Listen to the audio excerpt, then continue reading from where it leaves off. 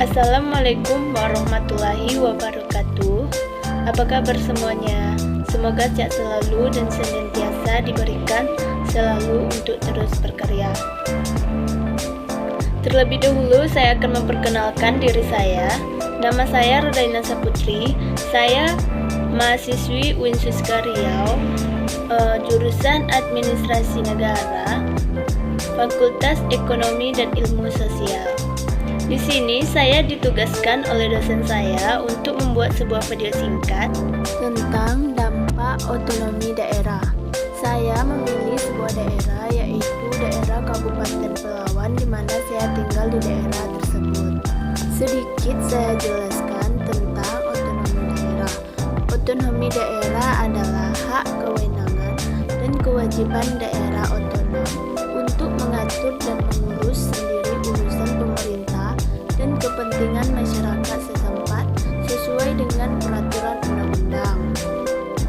Adapun tujuannya adalah tujuan pelaksanaan otonomi daerah ialah untuk pemerataan pembangunan daerah.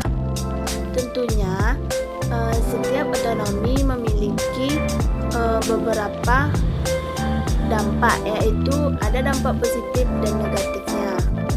Pertama, kita akan membahas dampak positif otonomi daerah. Pertama, yaitu daerah lebih mudah memaksimalkan potensi daerahnya. Yang kedua, perekonomian daerah lebih meningkat. Yang ketiga, pembangunan daerah lebih efisien dan efektif. Yang keempat, pengelolaan SDA lebih maksimal. Yang kelima, adanya desentralisasi kewenangan pengembangan SDM lebih optimal. Dengan cara meningkatkan mobilitas faktor produksi yang rendah, melakukan strategi pengembangan fisik, membuka lapangan kerja untuk warga setempat yang tinggal di daerah tersebut. Dan dampak negatifnya adalah daerah miskin akan lambat berkembang, tidak adanya koordinasi antar daerah, egoisme masing-masing daerah, kelalaian tanggung jawab pemerintah pusat terhadap masyarakat daerah. Oke, langsung saja kita masuk ke materi, yaitu dampak otonomi Kabupaten Pelalawan. Sebelumnya saya akan menjelaskan tentang Kabupaten Pelalawan dahulu. Sebelum Kabupaten Pelalawan ini terbentuk, Kabupaten Pelalawan adalah pemekaran Kabupaten Kampar yang terbentuk berdasarkan Undang-Undang Republik Indonesia Nomor 53 Tahun 1999. Pada awalnya terdiri 4 kecamatan, yaitu Kecamatan Bunut, Kecamatan Pangkalan Kuras, Kecamatan Kuala Kampar, dan Kecamatan Langgam. Namun berjalannya waktu, Kabupaten Pelalawan menerbitkan Peraturan Daerah Kabupaten Pelalawan Nomor 6 Tahun 2005, maka Kabupaten Pelalawan terdiri atas 12 kecamatan, yaitu pertama Kecamatan Pelalawan, Kecamatan Kuala Kampar, Kecamatan Sekijang, Kecamatan Langgam, Kecamatan Pangkalan Kerinci, Kecamatan Pangkalan Kuras, Kecamatan Pangkalan Lesung, Kecamatan Bunut, Kecamatan Teluk Meranti, Kecamatan Ukui, Kecamatan Kerumutan, Kecamatan Bandar Pertalangan. Di Kabupaten Pelalawan ini terdapat sektor industri.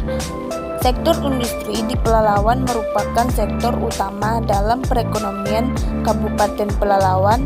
Besar kontribusi sektor industri mencapai 51,41% dari total PDRB tahun 2012. Selain itu, perekonomian Pelalawan juga didukung oleh sektor pertambangan. Ada 2 jenis pertambangan yang ada di Kabupaten Pelalawan, yaitu minyak bumi dan gas bumi. Tentunya dengan adanya pertambangan di Kabupaten Pelalawan yang seperti minyak bumi dan gas bumi memiliki dampak positif dan negatifnya. Dampak positif dari pertambangan ini adalah menciptakan lapangan pekerjaan bagi masyarakat setempat atau masyarakat yang tinggal di daerah tersebut untuk melangsungkan kehidupannya, mencari makan untuk keluarganya. Yang kedua, hasil produksi tambang dapat digunakan untuk memenuhi permintaan pasar. Yang ketiga, hasil dari ekspor tambang dapat meningkatkan pendapatan dan pertumbuhan ekonomi daerah. Jadi, dari ekspor tambang ini bisa meningkatkan pendapatan dan pertumbuhan ekonomi daerah Kabupaten Pelalawan. Dan dampak negatif dari pertambangan ini adalah menyebabkan kerusakan lingkungan. Jadi pertambangan ini bisa menyebabkan kerusakan lingkungan, apalagi orang yang tinggal di sekitar pertambangan tersebut. Pencemaran lingkungan, biasanya limbah itu ada yang dibuang ke sungai. Itu bisa pencemaran lingkungan atau bau busuk yang diciptakan oleh pertambangan tersebut. Wilayah yang menjadi area pertambangan akan terkikis dan menyebabkan erosi. Bukan itu saja, di daerah Kabupaten Pelalawan juga terdapat beberapa perusahaan perkebunan besar yang dominan dimiliki oleh pengusaha-pengusaha yang bukan berasal dari Riau seperti Sinarmas, dan di samping itu perusahaan-perusahaan perkebunan sawit di Kabupaten Pelalawan juga bukan hanya dimiliki oleh asal Indonesia saja, bahkan ada juga dari negara-negara lain seperti Malaysia.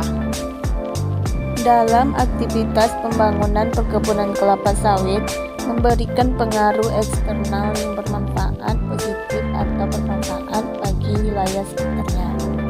Manfaat kegiatan perkebunan ini terhadap aspek ekonomi pedesaan antara lainnya memperluas lapangan kerja dan kesempatan berusaha, meningkatkan kesejahteraan masyarakat, serta memberikan kontribusi terhadap pembangunan daerah. Kegiatan perusahaan kebun kelapa sawit, baik perusahaan inti maupun plasma, membutuhkan tenaga kerja langsung dan tenaga teknis perkebunan dalam pengelolaan secara ideal. Tenaga kerja direkrut dari masyarakat sekitar perkebunan, terutama untuk tenaga kerja teknis perkebunan yang diambil dari masyarakat desa sekitarnya. Kegiatan perkebunan kelapa sawit ini menyerap tenaga kerja cukup banyak. Di samping itu, kegiatan yang bersifat manual sehingga tenaga kerja manusia sangat diperlukan. Oke, terima kasih untuk semuanya yang telah menonton video saya tentang otonomi daerah dan dampak otonomi daerah di Kabupaten Pelalawan. Jangan lupa like, comment, and subscribe.